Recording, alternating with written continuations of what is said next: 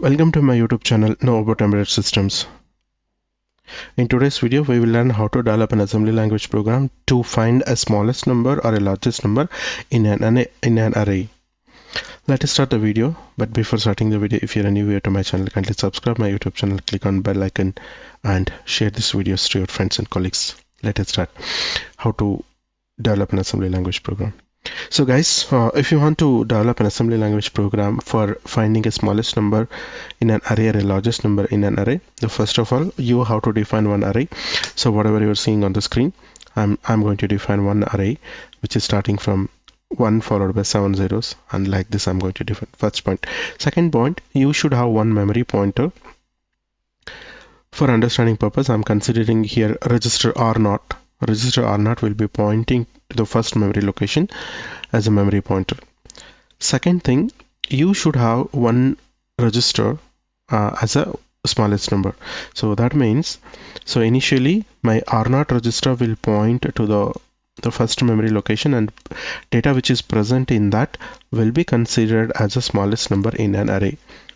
In the first iteration, the first number is considered as a smallest number in an array, which is going to be taken care by R1, register R1. Next, I'm going to use one more register that is called as the next number. So next number means the number which is available next in the array, next element in an array. So to hold that, I'm going to use register R2. So these are all minimum things are required: one memory pointer, one array, and one smallest number, and one next number. Now in order to implement that, in order to implement our smallest number, so we have to compare. So now whatever you're seeing on the screen, so we have to compare register R1 and R2.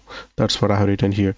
Compare register R1 and R2, and if you see here, if R1 content is smaller than R2 content, then no problem. That means whatever we have considered the smallest number, that is right one, and we have to go to the next number. So if R1 is less than R2, go to the next number.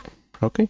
Or there is a one more scenario. Now you can see it. If my R1 is greater than R2, if my R1 is greater than R2, then we have to exchange. So that means in this scenario, you can see in this scenario the smallest number is 22 here. Smallest number is 22 here, and here the smallest next number is going to be 11 here. So whenever you have in this scenario, so we have to swap its position, or we have to swap their smallest number. So now in this case, what are we going to do? So we are going to have like this. So the smallest number which we have considered is replaced with the next number which is pointing to the 11. So in that way, finally this will run in n-1 iteration. If you have 5 numbers, and 5-1 4 times, it's going to iterate, and finally the smallest number will be available in register R1. So this is the logic, and this logic we have to implement in the coding. Having one memory pointer here which is pointed by register R0. So now after that, I have to consider here count value. So count value, always we have to consider n-1. Nothing but if you have 5 elements, we have to consider 4 as a counter value. So I just use this like move. I'm going to use register R5 as a count value. Yes. So this is my first step. Move. Second step, this is I'm going to consider count value, that is R4. Next point, if you observe here, the load the first number of the array. Load the first element of an array to the register R1. So in order to do that, already my R0 is pointing to the memory location. Just you need to use our instruction LDR R1 comma R0. Okay, like this you have to use. The first element will be copied, then increment the memory pointer at R0 comma #4. So this is going to increment your memory pointer to the next memory location. Get the next point you see here, get the next number into the register R2. So if you want the same thing, I need to copy here. So copy this, and so instead of R1 we have to go for R2. Now the second number also copied into the register R2. Now After this I need to compare. So in order to compare, so we have register and we have an instruction like this: compare R1 and R2. Compare and R1 and R2. Then actual logic here: if R1 is greater than R2, that means if R2 is smaller than R1, then we have to go to the branch. Okay, for that, so for this there is an instruction called as BHI. BHI stands for branch if it is higher. Okay, branch if it is higher, nothing but if R1 is greater than R2, or if R1 is higher than R2. Okay, so if that is the case, I have to go to the one. I'm going to use one loop here, or one branching statement greater. Okay, else if R1 is smaller, I need to go to the next statement. Okay, so for that, what I have to do, B. So next, B stands for here, it's a branch and go to the next number. Okay, so after this I'm going to define the greater. So greater is nothing but our loop, your branch statement. Okay, here I'm going to swipe the position of R1 comma R2. So that's what I have written here. In if R1 is greater than R2, or else you can say if R2 is smaller than R1, then I have to move R2 to R1. The new smallest number will be derived here. Then after this, I need to go to the next statement. Next here. In the next, just we have to decrement your count value. So decrement your count value, subtract your R5 comma by 1 value. So we're going to subtract your R5 by 1 value, and then I need to check here whether it is 0 or not. So for that I'm going to use this instruction. CBZ stands for compare R5 and branch if it is 0. CBZ stands for compare R5 and jump or a branch to branch if R5 is 0. That is the meaning here. So you can see the comment branch to stop if R5 is 0. So I'm going to use something like this, stop. Okay, if R5 is reached 0, then it will go here and it will stop, or else it has to go to the loop.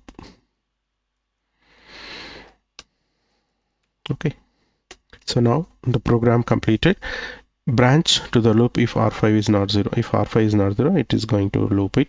The loop has to come here. So here the loop will come. Okay. Yeah, so this is the code, simple, but only the thing is you should know the logic. Okay, I'm considering counter, memory pointer, get the first number, increment, get the second number, compare R1 and R2. So branch if R1 is greater than R2, and here we're going to swap it, or else you just go to next number, decrement your counter value, check whether counter is 0 or not. If it is 0, you stop it, or else you can just perform looping operation. Okay, so this is the code, and I will compile it and we will check the output for this. Yes, enter into debug window. So this is my memory location, and just I'm going to define my elements here.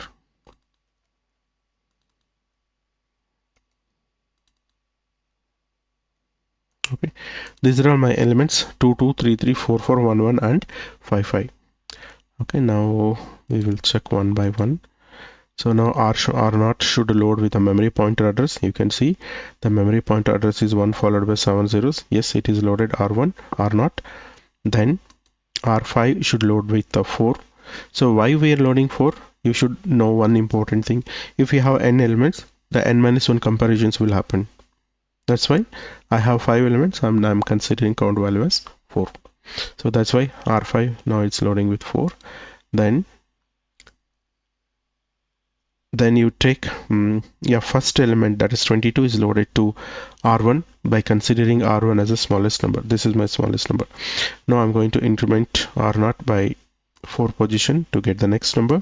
The next number is loaded to register R2. 33 is loaded to R2. Then I'm going to compare here. Now you can see R1 is smaller than R2. Then no problem, I need to go to the next number. Okay, so in the next number I'm going to subtract R5. So R5 is 4. I'm going to execute. Now you can see R5 become 3, and then and also the R5 will be compared again with a 0.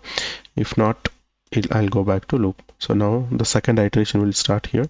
In the second iteration, the memory pointer will increment to the next, and next data will be loaded to the register R2. It is 44, and here also nothing will happen. Everything will be same. Still 22 will be your smallest number. Now the memory pointer got incremented to next, that is C. In the C memory location, here you can see the number which is stored in the 100C is 11. So there is a difference here. Now I'll show you. Now you can see the content of C memory location is loaded to register R2, and you can compare. Now when you compare R1 and R2, R1 is 22, R2 is 11 here. Now there is a difference, right? Now observe what is going to happen. Yes, now you can see it is reaching to greater. If R1 is greater than R2, now I'm jumping, control is jumping to here. Now the R2 contents are 11 will be loaded to R1. Now you can see the R2 content were 11, and R2 contents were 11 and R1 contents were 22. Now R2 is loaded to R1. So as usual, after that, decrement the counter. Counter is 2 now. It will decrement to 1. Yes, it is not still 0.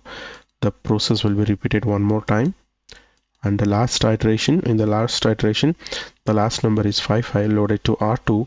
Again, comparison will happen, and R1 content still it is smaller than 55, and by this time my counter now it is 1, and when it decrements to 0, now you can see, right, the counter becomes 0. Now in this step it is going to jump to the branch to the stop. So now you can see it's branched to stop. Okay, here the R1 content is the smallest element. That content will be moved to the memory location. Here in this memory location, the smallest number will be loaded. Now let us see that. Now you can see. So this is the final, the smallest number will be, you can see here. Okay, so this is how you can find a smallest number in an array. The same procedure we have to apply for a largest element as well. There is only one change we have to do, one instruction change we have to do. So instead of BHI, we have to use BLT. We have to use BLT. That's it. Everything will be remain same. I'm going to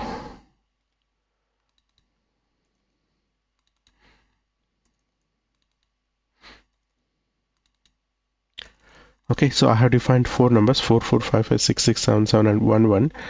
And yeah, same procedure will happen. Now you can see the first number is 44 loaded to R1. That will be your highest number or greatest number. Then the second number will be loaded, that is 55 to register R2. Now the comparison will happen. If R2 is greater than R5, then we have to swap its positions. Now you can see greater. Now you can see the R1 is nothing but this time it is largest number. So now our largest number become 55.